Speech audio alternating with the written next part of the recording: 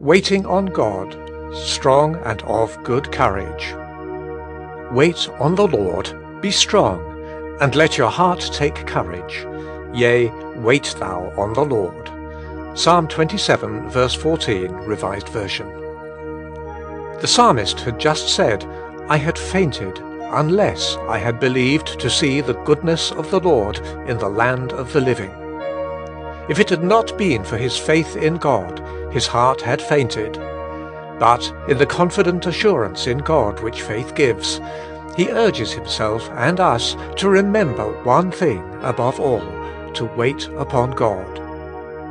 Wait on the Lord, be strong, and let your heart take courage. Yea, wait thou on the Lord.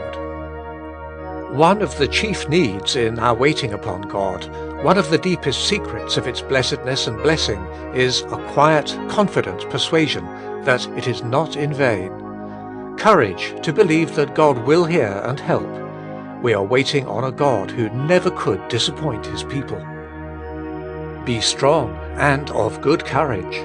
These words are frequently found in connection with some great and difficult enterprise, in prospect of the combat with the power of strong enemies and the utter insufficiency of all human strength. Is waiting on God a work so difficult that, for that too, such words are needed, be strong and let your heart take courage? Yes, indeed. The deliverance for which we often have to wait is from enemies, in presence of whom we are impotent.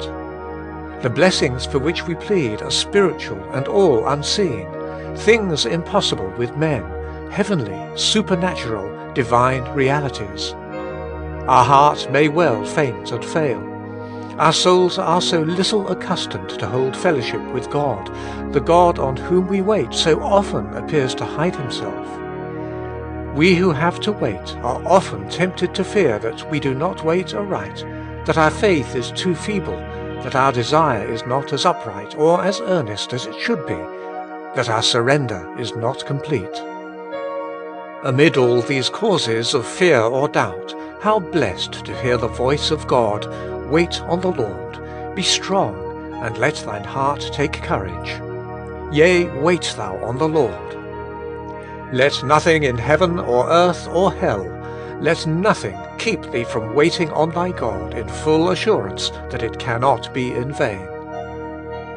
The one lesson our text teaches us is this, that when we set ourselves to wait on God, we ought beforehand to resolve that it shall be with the most confident expectation of God's meeting and blessing us. We ought to make up our minds to this, that nothing was ever so sure as that waiting on God will bring us untold and unexpected blessing.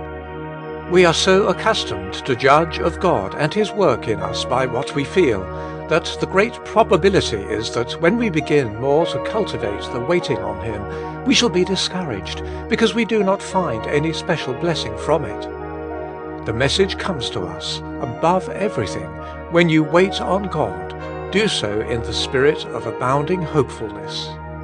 It is God in his glory, in his power, in his love, longing to bless you, that you are waiting on. If you say that you are afraid of deceiving yourself with vain hope, because you do not see or feel any warrant in your present state for such special expectations, my answer is, it is God who is the warrant for your expecting great things. Oh, do learn the lesson. You are not going to wait on yourself to see what you feel and what changes come to you. You are going to wait on God, to know first what he is, and then, after that, what he will do.